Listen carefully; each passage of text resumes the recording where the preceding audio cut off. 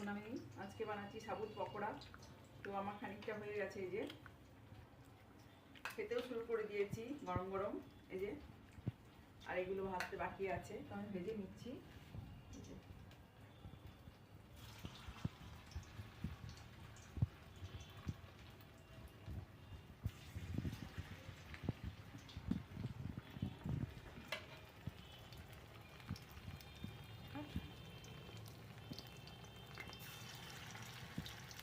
আমি সাবুত পকোড়াতে উপরে একটুখানি গ্রিন চাটনি দিয়েছি, ধনেপাতা, দেখতে ভালো লাগছে এটা।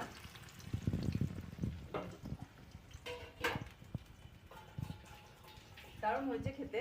এই যে আমার গ্রিন চাটনি, এই যে আমার ধনেপাতার চাটনি দিয়ে দারুণ খেতে হয়েছে। এই যে আমি খাবো, দেখুন আমি খাই একটা।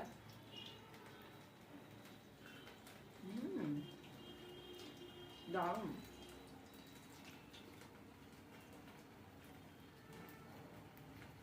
আমার এটা হয়ে গেছে, আমি এটা করে নিই।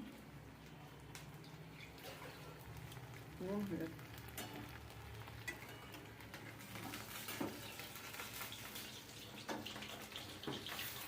আমি এক হাতে খাচ্ছি আর এক হাতে ভাজছি, এই যে এদিকে। গরম গরম জিনিস কখন খাবো।